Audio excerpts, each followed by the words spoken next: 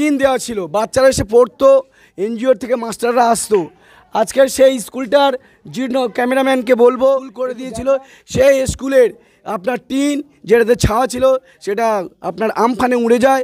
তারপর থেকে এই যে এখানকার ওয়ার্ড কাউন্সিলর খোকন সেন, সে কোনো দিন স্কুলের চালটা ছেলের অবস্থা দেখান, ছাদ নাই, বাচ্চারা কোথায়, কত বাচ্চা এসছে, তারা এই স্কুলটাকে কেন্দ্র করে তারা পড়াশোনা করতো। দর্শক, আমরা এই মুহূর্তে আছি ডায়মন্ড হাবড়াতে। ডায়মন্ড হাবড়া যে মডেল নামে যে স্কুলে দেখুন 10 বছর পড়ে আছে, তৃণমূল সরকার ক্ষমতায় এসছে, 10 বছরের অধিক হয়ে গেছে। তারপরেও যে উন্নয়ন দেখতে পাচ্ছেন, উপরে ছাদ নেই, তারপরেও স্কুলে পড়াশোনা হয় বলে অভিযোগ, বা চেয়ার বা টেবিল বলে কিছু নেই। দেখতে পাচ্ছেন এই মুহূর্তে আইএসএফের প্রার্থী মজনুল লস্কর সাহেব, তিনি কিন্তু একেবারে পরিচালনা কি বলছেন সরাসরি আমরা কথা বলার চেষ্টা করব।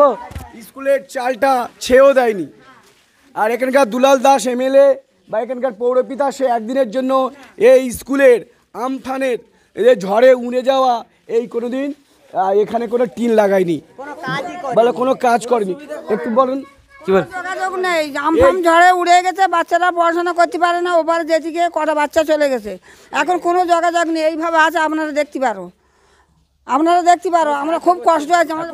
এখন স্কুল কি বন্ধ আছে? হ্যাঁ বন্ধ আছে, স্কুল বন্ধ এখন, স্কুল বন্ধ। জামা কাপড় মেলা হচ্ছে, তার মানে স্কুল বন্ধ? বন্ধ, পুরো বন্ধ, শুধু জামা কাপড় মেলে আর এইভাবে খেলাধুলো করে বাচ্চা। ডায়মন্ড হাবড়া অভিষেকের এলাকা, সেই অভিষেকের এলাকাতে স্কুল কলেজ বন্ধ, কি বলবেন? মারাত্মক অভিযোগ করছেন তো? হ্যাঁ, এ তো মারাত্মক অভিযোগ, কি বলবেন? অভিযোগ করছে যে এই তো আমফাম ঝড় উড়ে গেছে, এখন কোনো তার কোনো কেউ ভ্যালুবেস দিচ্ছে না, কেউ কোনো কাজ করছে না, কেউ দেখছে না, কেউ হেল্প করছে না, বহুত কষ্ট আছে বাচ্চা কাচ্চা, কেউ হেল্প করছে না, এখানে কিছুই নেই, কোনো কল, রাস্তা, জল, পানি। আইএসএফের প্রার্থীকে দেখলেন, এবারে তাহলে আইএসএফকে কি চাইছেন না তৃণমূলকে ফের চাইছেন? হ্যাঁ, এবারে আইএসএফকে চাইছেন না তৃণমূলকে চাইছেন? ভাই সাহেবকে যাবে। হ্যাঁ, কি বলবেন মজনুদা?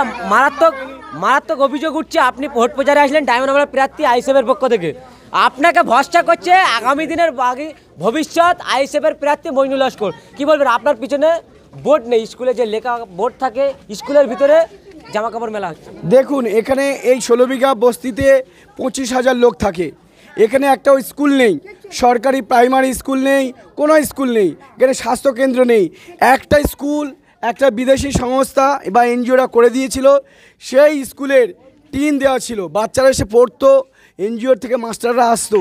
আজকের সেই স্কুলটার জীর্ণ, ক্যামেরাম্যানকে বলবো একটু দেখান, আমফানে টিন উড়ে যাওয়ার ফলে আজও এখানকার যে ওয়ার্ড কাউন্সিলর খোকন সেন এই টিনটা ছেয়ে দেয়নি পৌরসভা থেকে। এখানকার এমএলএ দুলাল দাস, পৌরপিতা দুলাল দাস, সে একদিনের জন্য এই 16 বিঘা বস্তিতে আসেনি, এখানকার বাচ্চারা কিভাবে পড়াশোনা করবে সেটাও খোঁজ নেয়নি। এখানকার এমপি অভিষেক ব্যানার্জি, যে পার্লামেন্টে মাত্র 14% রেট, অর্থাৎ ড্রপ আউট এমপি, যেখানে ন্যাশনাল অ্যাভারেজ হচ্ছে 79%, এই অভিষেক ব্যানার্জির rate of attendance in parliament 14%, 14%, অর্থাৎ একটা ড্রপ আউট।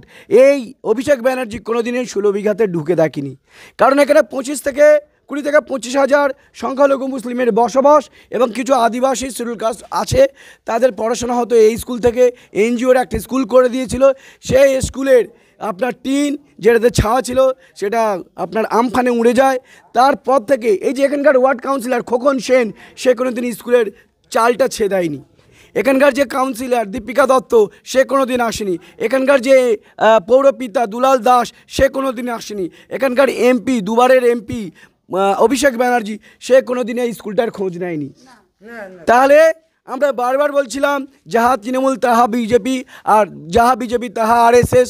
ওরা চাইছে এদেশের 98% যারা ভূমিপুত্র, schedule caste, schedule tribe, OBC, সংখ্যালঘু মুসলিম, তাদের বাচ্চাদেরকে স্কুল থেকে দূরে রাখো, তাহলে এদেরকে দাস বানানো যাবে। তার কিন্তু এই প্রক্রিয়া আমরা যেটা বলছি সেটা বাস্তবে মিলে নিন। দেখুন এই স্কুলের অবস্থা কি, 25,000 এই মানুষ থাকে, তাদের যে বাচ্চাদের যে একটা একমাত্র স্কুল ছিল, এনজিও থেকে করে দিয়েছিল, সেই স্কুলটা কিন্তু এরা চালাতে পারে না, বা এদের উপরে চাল ছিল সেই চালটাও ছাইতে পারেনি। আপনারা দেখুন এই বোর্ড, এই বাচ্চারা দেখুন, প্রতিটা কত বাচ্চা দেখুন। বাবা, তুমি কি এই স্কুলে পড়তে? হ্যাঁ। এখন এই স্কুল বন্ধ কেন? ওপরে ছাদ নেই তো? মাস্টার আসতো আগে, ম্যাম আসতো, এখন আর আসে না। না। এখন কিভাবে পড়াশোনা হয় তোমাদের? পড়াশোনা আর করো না তো? না। তাহলে আর স্কুলে নেই, তাহলে স্কুলে আর যাওয়া হচ্ছে না। তাহলে আমরা বারবার বলছিলাম যে আরএসএস চাইছে পশ্চিমবঙ্গের যারা ভূমিপুত্র অর্থাৎ সংখ্যালঘু মুসলিম, আদিবাসী, schedule caste, schedule tribe, OBC এদের বাচ্চাদেরকে শিক্ষার প্রাঙ্গণ থেকে দূরে রাখো। তাহলে এই যে পশ্চিমবঙ্গের 2% মানুষ তারা চারটে দলের মাথায় বসে তাদের যে রাজত্ব করে যাচ্ছে আজ 75 বছর সেটা বহাল থাকবে। সেই জন্য তারা পরিকল্পিত করে সংখ্যালঘু এরিয়ায়, আদিবাসী এরিয়ায়, শিডিউল ট্রাইব এরিয়ায় সেই সমস্ত জায়গায় স্কুলগুলোকে মেরামত করা হয় না, সেগুলো মাস্টার পাঠানো হয় না, মিড ডে মিলের পরিমাণ খুবই অল্প টাকা, সেই স্কুলগুলোতে জলের ব্যবস্থা নেই। আজকে তো দেখলাম এখানে শিক্ষা ব্যবস্থা প্রায় ধ্বংস, যেটা ডায়মন্ড হারবার মডেল বলে চালানো হয়। ক্যামেরাম্যানদেরকে বলবো যে দেখুন কত সুন্দর একটা স্কুল ছিল, একটা এনজিওরা স্কুল করে দিয়েছে, হ্যাঁ কত সুন্দর। দেখুন আপনারা ABCD লেখা আছে, নাম্বার লেখা রয়েছে, আর ও চালের দিকে তাকান। এই যে এখানকার ওয়ার্ড কাউন্সিলর বাপি সেন, সে কি একজন ভারতীয়? খোকন সেন, সে কি একজন ভারতীয় কি বলে মনে হয়? তাহলে সে যদি সচেতন হতো কাউন্সিলর, তো এই স্কুলটার ছাত্র অন্তত করে দিত। এখানকার যে দীপিকা দত্ত, সে 3 বারের এখানে কাউন্সিলর জিতেছে, সে অন্তত 1বারের জন্য আসেনি। এখানকার যে পৌরপিতা দুলাল দাস, সে স্কুলটার ছাদ মেরামত করে দেয়নি। এখানকার MP অভিষেক ব্যানার্জি কোনোদিন এখানে আসেনি। তাহলে এখানে 20 থেকে 25,000 সংখ্যালঘু মুসলিমের একমাত্র একটা স্কুল ছিল, আমফানে সে ঝড়ে এই ছাদ উড়ে গেছে। আজও সেই স্কুল আজকে দেখান, ক্যামেরাম্যানদেরকে বলছি স্কুলের অবস্থা দেখান, ছাদ নাই, বাচ্চারা কোথায়, কত বাচ্চা এসছে, তারা এই স্কুলটাকে কেন্দ্র করে তারা পড়াশোনা করতো। আজকে আমরা বলছি বারবার আরএসএস চাইছে সংখ্যালঘু মুসলিমের বাচ্চারা যেন স্কুলে না যায়, আদিবাসীদের বাচ্চারা যারা স্কুলে না যায়, শিডিউল ট্রাইবদের বাচ্চারা যেন স্কুলে না যায়। যেটুকুই স্কুল আছে সেইটুকুই ধ্বংস করে দাও, মাস্টার দেওয়া হবে না, এরা এমনি মূর্খ হয়ে যাবে। সেই জন্য এটা আরএসএসের চক্রান্ত। বিজেপি যাহা করছে তৃণমূল সেটাই করছে। তাহলে কি বলবেন, এই তৃণমূল সরকার আসার পর থেকে এই সমাজটাকে কি মূর্খর দিকে বা সমাজটাকে রসাতলে তুলতে চাইছে? তো আপনি তার প্রমাণ দেখছেন। আজকের আমফান কত বছর হয়ে গেছে, এই স্কুলের ছাদ আমফানের ঝড়ে উড়ে গেছে, আজও স্কুলের ছাদ হলো না। অভিষেক ব্যানার্জির কোটি কোটি টাকা তার চোখে ট্রিটমেন্ট করাতে চলে যায় কোথায়?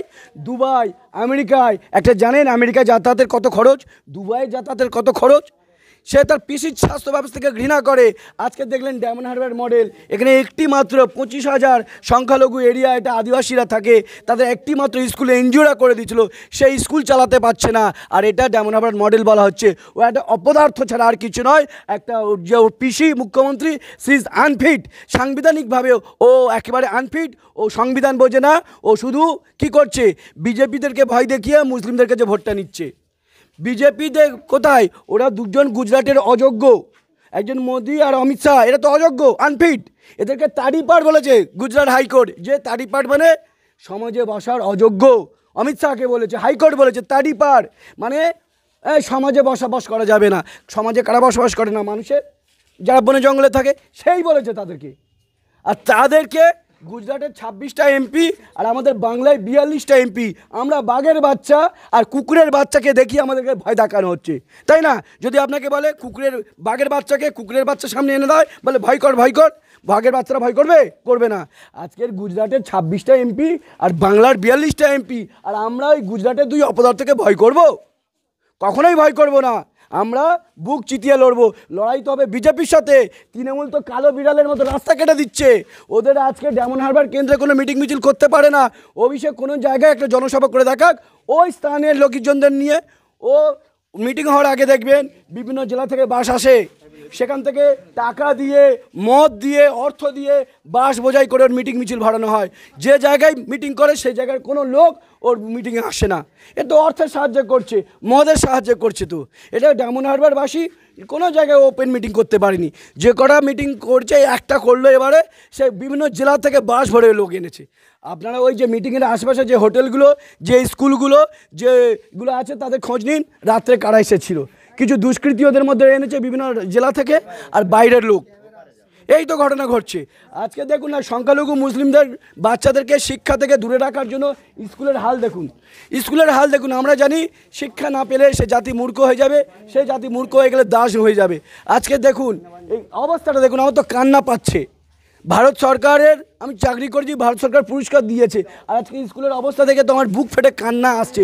এই ছোটো ছোটো বাচ্চাদের দিকে তাকান, এদের শিক্ষা কেড়ে নিয়েছে অভিষেক ব্যানার্জি, এদের শিক্ষা কেড়ে নিয়েছে অভিষেক ব্যানার্জি, এখানে খোকন সেন এদের শিক্ষা কেড়ে নিয়েছে, এদের দীপিকা দত্ত শিক্ষা কেড়ে নিয়েছে, দুলাল দাস সংখ্যালঘু মুসলিম বলে এদের শিক্ষা কেড়ে নিয়েছে এই তৃণমূলের সরকার। প্রিয় দর্শক, এই মুহূর্তে দেখতে পাচ্ছেন যে মারাত্মক অভিযোগ সেই ডায়মন্ড হাবড়াতে, ডায়মন্ড হাবড়া লোকসভাতে কি বলছেন একেবারে আইএসএফের প্রার্থী মইনুল লস্কর, আপনারা শুনলেন। দেখতে থাকুন বিস্তারিত খবর, একাধিক এলাকা ডায়মন্ড হাবড়া এলাকা আমরা তুলে ধরবো, কি হচ্ছেটা কি এই ডায়মন্ড হাবড়াতে আমরা সরাসরি তুলে ধরবো।